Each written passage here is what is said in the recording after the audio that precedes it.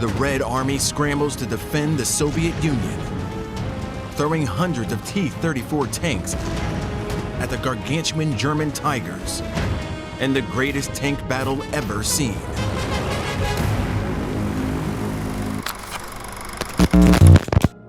En el corazón de la ciudad rusa de Kursk, el avance de los tanques y el fuego enemigo marcaron el compás de una de las batallas más feroces de la Segunda Guerra Mundial.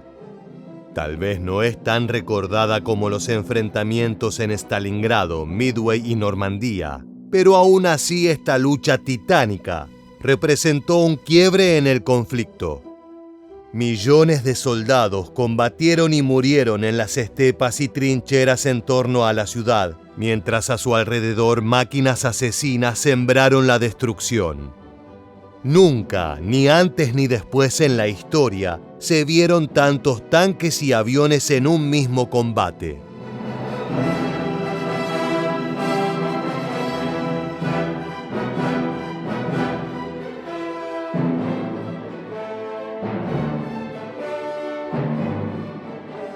Tanto Adolf Hitler como Joseph Stalin, las siniestras mentes detrás de esta contienda, sabían que quien fuera el vencedor se haría con el triunfo final.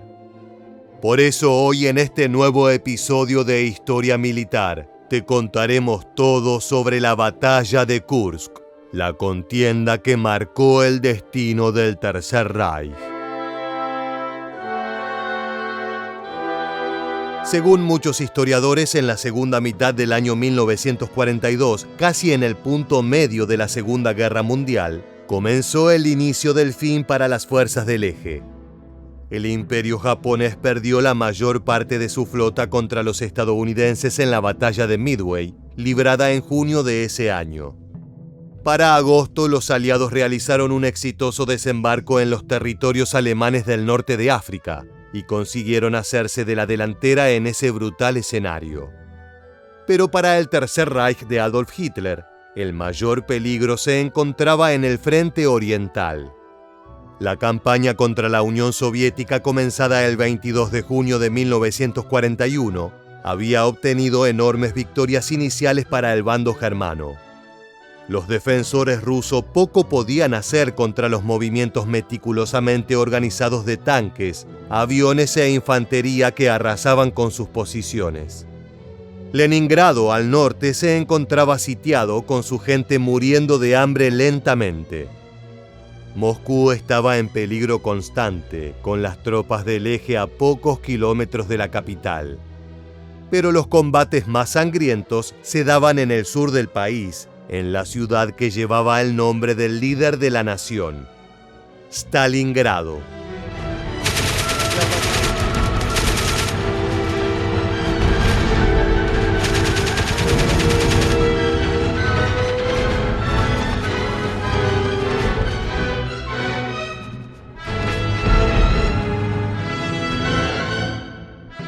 La batalla de Stalingrado, comenzada el 17 de julio de 1942, es considerada por muchos como una de las más importantes de toda la Segunda Guerra Mundial, y fue sin duda la más mortífera.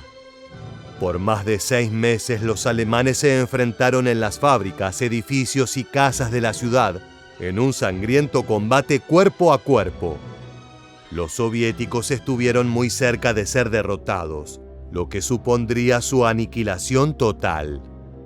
Pero gracias a la voluntad de hierro de soldados y ciudadanos pudieron expulsar a los invasores en enero de 1943. No solo eso, sino que la contraofensiva que siguió eliminó completamente a un ejército nazi entero. Los hombres y mujeres de Stalin consiguieron tomar la iniciativa por primera vez en la guerra contra Alemania, planeando inmediatamente nuevos ataques. Hitler, por su parte, nunca antes había estado en una situación tan frágil. Pero a pesar del casi 500.000 de cadáveres germanos que ahora yacían bajo la nieve de Stalingrado, el Tercer Reich estaba lejos de ser derrotado. Los ingenieros del Führer habían construido una nueva máquina que, en las palabras del jerarca nazi, cambiaría el curso de la guerra. Se trataba del tanque denominado Tiga-1. Aunque era más lento que los acorazados soviéticos modelo T-34, esta bestia de acero resultaba mucho más poderosa y sus proyectiles de 88 milímetros eran capaces de destruir los blindajes más gruesos. Ya había sido probado en combate con mortíferos resultados, pero pronto comenzaría su producción en masa. When the Tiger tank appears, its combination of a very powerful gun together with heavy armament means that it can outclass any Soviet tank on the battlefield.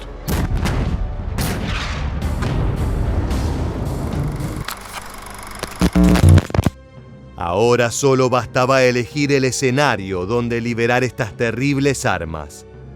Hitler estaba obligado a escoger rápidamente, ya que el Ejército Rojo se encontraba avanzando a buen ritmo por el territorio previamente conquistado por los alemanes.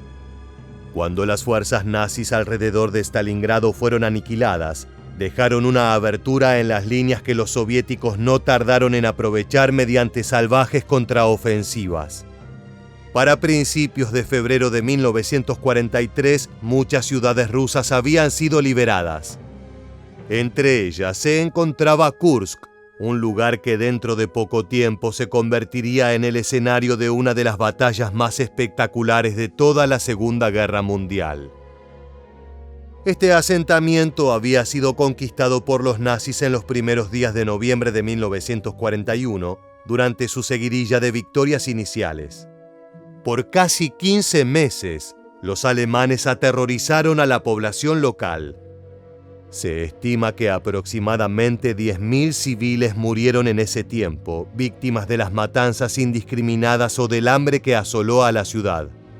Cuando los ejércitos germanos fueron expulsados en 1943, la mayoría de los edificios se encontraban en ruinas y cientos de minas explosivas aguardaban escondidas entre las calles y las casas, listas para detonar ante las pisadas de los soldados del Ejército Rojo. Los rastros del nazismo seguían presentes. A pesar de la devastación, Kursk seguía siendo un lugar de valor estratégico para ambos ejércitos. Por varios meses las fuerzas chocaron alrededor de esta ciudad sin cambios significativos en el frente de batalla. Las ofensivas perdieron su ímpetu con la llegada de la primavera y las lluvias, que convirtieron al terreno en un campo barroso, dificultando el movimiento de las tropas y los tanques. Para mediados de 1943, los soviéticos habían conseguido adentrarse en el territorio nazi, manteniendo a Kursk detrás de las líneas del frente. Los germanos estaban obligados a destinar muchos de sus recursos a esta región si querían prevenir el avance de su enemigo. Si Hitler conseguía eliminar este punto, sería capaz de destinar más hombres y equipamiento al resto del frente. El plan se llamó Operación Ciudadela, y para muchos generales alemanes, la victoria del Tercer Reich en la guerra dependía de su éxito. Pero a diferencia de lo que ocurrió cuando los nazis invadieron la Unión Soviética por primera vez en 1941, Joseph Stalin ahora estaba preparado. Sabía de las intenciones del Führer y decidió aprovecharlas a su favor. Stalin decides to use Kursk as bait in a giant trap. The Red Army will build defenses to stop the Nazis once and for all, then unleash a massive counterstrike. Soviet civilians in the area now become a vital resource. Just 2 months after being liberated from Nazi rule, 300,000 Kursk residents are pressed into service for the Red Army and begin to turn farmland into a fortress.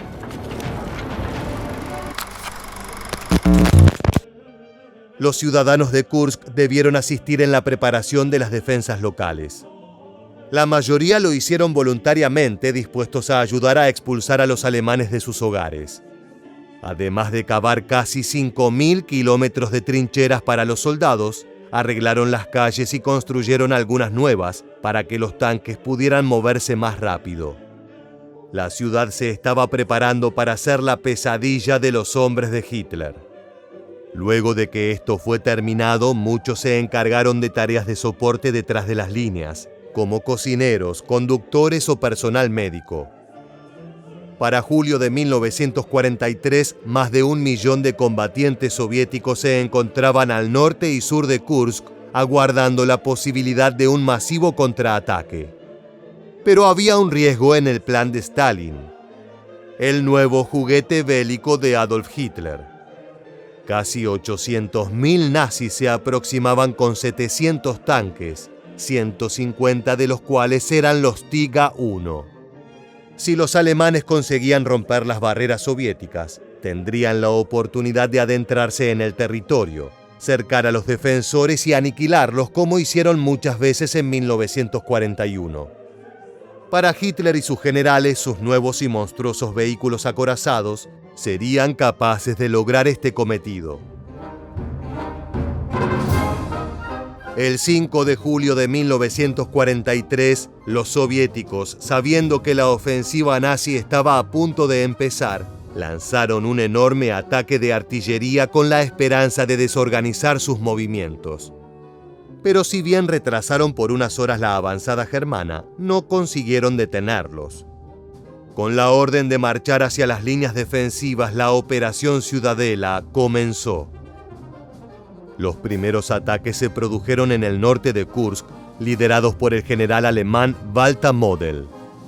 Él era considerado un comandante cauteloso que prefería los métodos defensivos a las ofensivas directas, por lo que mantuvo a sus tanques en la retaguardia.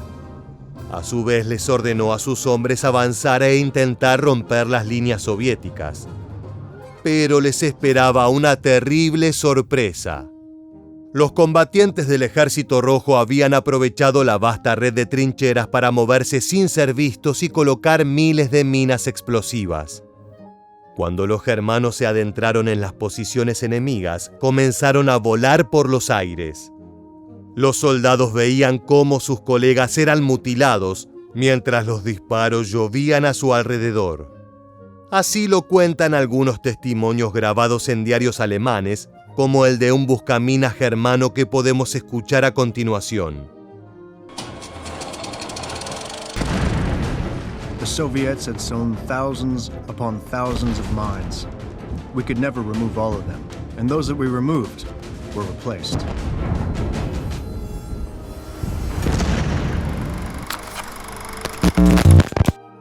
A pesar de la gran cantidad de bajas, Model aún no le daba a sus tanques la orden de avanzar. Pero al sur de Kursk, la historia era diferente. Allí el cargo lo ostentaba el mariscal Erich von Manstein, quien no dudó en desplegar las nuevas armas del Reich.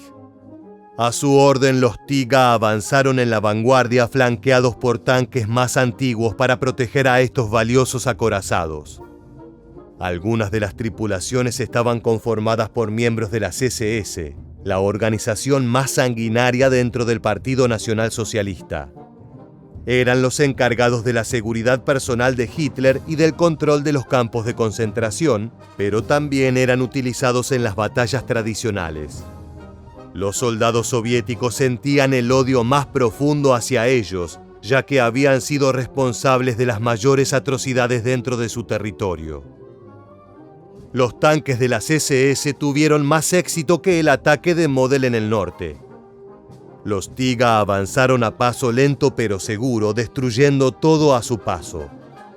Los proyectiles de los vehículos y artillería soviética rebotaban frente a su armadura de 10 centímetros de acero.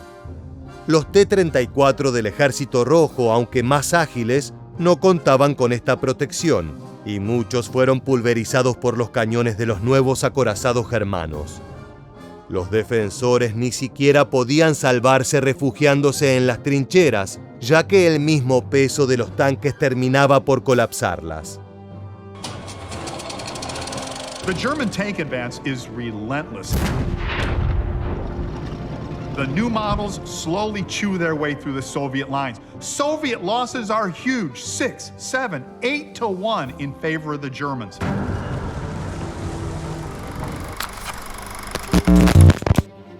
Luego de 4 días de intensos combates, muchas de las líneas defensivas soviéticas en el flanco sur habían colapsado y los alemanes se encontraron en una posición favorable. Si eran capaces de continuar con sus victorias, podrían cercar a las fuerzas enemigas alrededor de Kursk y destruirlas. Pero en el momento en que los nazis estaban a punto de alzarse con el triunfo, Hitler recibió una noticia devastadora. Mientras los alemanes estaban concentrados en Kursk y sus alrededores, el 9 de julio de 1943, los aliados occidentales invadieron la isla de Sicilia en el sur de Italia. Ahora el Führer debía tomar una decisión: ignorar el nuevo frente de batalla y correr el riesgo de que británicos y estadounidenses se adentraran en Europa, o enviar recursos allí, quitándolos de la lucha contra los soviéticos. Estaba obligado a decidir rápidamente porque Stalin y sus generales no planeaban quedarse de brazos cruzados.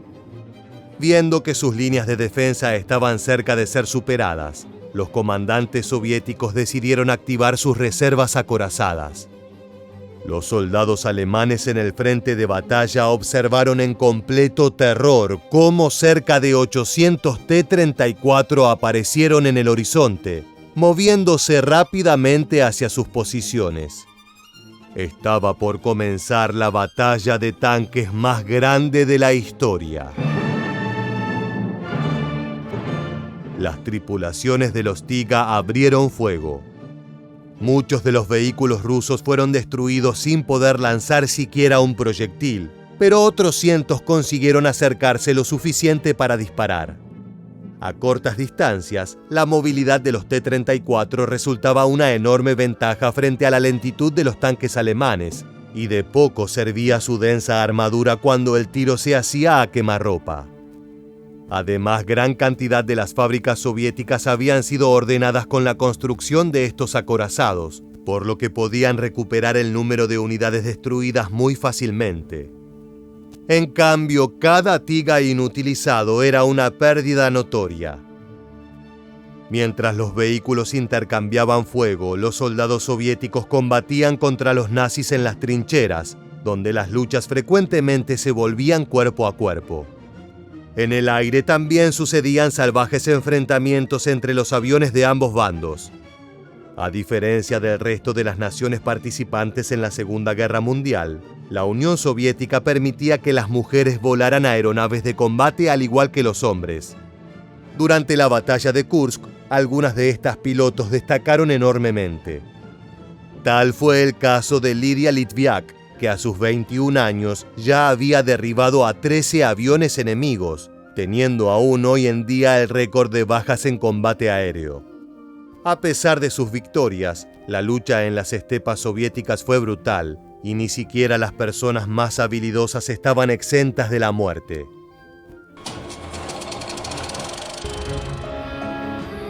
At Kursk, Lidia Litviak commands her own squadron and takes down at least 3 more German aircraft. But during the later stages of the battle, she comes under Luftwaffe attack. Her Yak-1 is last spotted pouring smoke, pursued by enemy Messerschmitts. Her fate is unknown until 1979, when her remains are identified in a remote village. She is posthumously awarded the title Hero of the Soviet Union. A pesar de las bajas, los aviones sobrevolaban los campos y las aldeas de Kursk, y los tanques seguían combatiendo en una brutal y caótica batalla. Aunque la cantidad de muertos era enorme, las líneas de combate apenas variaban unos metros. Para el 11 de julio de 1943, los acorazados destruidos se encontraban por doquier, con sus carrocerías humeantes oscureciendo la visión de los sobrevivientes. Aunque las defensas soviéticas no habían sido superadas, el número de vehículos perdidos fue estremecedor, con casi 200 bajas. Los alemanes, en cambio, perdieron solo unas decenas. El mariscal von Manstein estaba convencido de que una nueva ofensiva sería capaz de romper con las líneas enemigas, pero necesitaba coordinar sus movimientos con Balta Model al norte. Sin embargo, como habíamos mencionado, este general era de naturaleza cautelosa y apenas había conseguido avanzar 10 kilómetros desde su posición inicial. A pesar de que las estrategias osadas de su colega en el sur habían resultado más exitosas, continuó sin emplear a sus tanques por completo y la ofensiva alemana perdió impulso. Stalin y sus consejeros militares sabían que debían realizar un ataque preventivo si querían seguir con el control de Kursk, y todos decidieron que debía hacerse contra el flanco norte. Así ocurrió el 12 de julio de 1943 con la denominada Operación Kutuzov.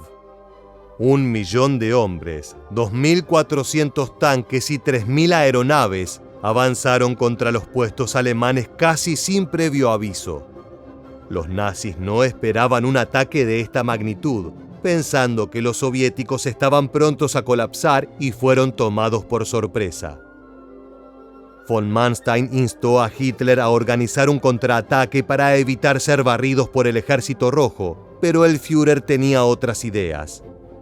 Los aliados seguían avanzando en Sicilia y las tropas del eje allí corrían el riesgo de ser destruidas. Para el gran pesar del mariscal, el jerarca nazi decidió retirar varias unidades acorazadas de Kursk para aumentar sus defensas en la isla italiana. Esto marcó el fin de la Operación Ciudadela y de la ofensiva germana. Pero en cambio, el ataque soviético recién estaba comenzando. Aprovechando el ímpetu provocado por ver a su enemigo retroceder, los tanques y los soldados avanzaron a muy buen ritmo. Por más que los alemanes destruyeron los puentes y quemaron los campos con el objetivo de ralentizar al Ejército Rojo, no pudieron contener el ataque. Para el 23 de agosto de 1943, los germanos habían sido expulsados hasta las afueras de la ciudad de Kharkov, a 200 kilómetros de Kursk. La caída de los nazis comenzó allí y su declive continuaría de manera acelerada hasta el fin de la Segunda Guerra Mundial. Kursk marks the point where the Germans lost the initiative on the Eastern Front. You want the initiative. You decide what to do. The enemy dances to your tune. But for the rest of this war, the Germans are the ones who are going to be doing the dancing. La batalla de Kursk es considerada la más vasta en toda la historia militar, así como una de las más sangrientas. Se estima que alrededor de 100.000 soldados alemanes perdieron la vida y más de 250 tanques, entre ellos los nuevos Tiga, fueron destruidos. Las bajas soviéticas fueron aún peores.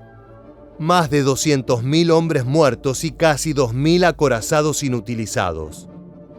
A pesar de la gran cantidad de pérdidas, la victoria que consiguieron fue de un valor táctico inmenso.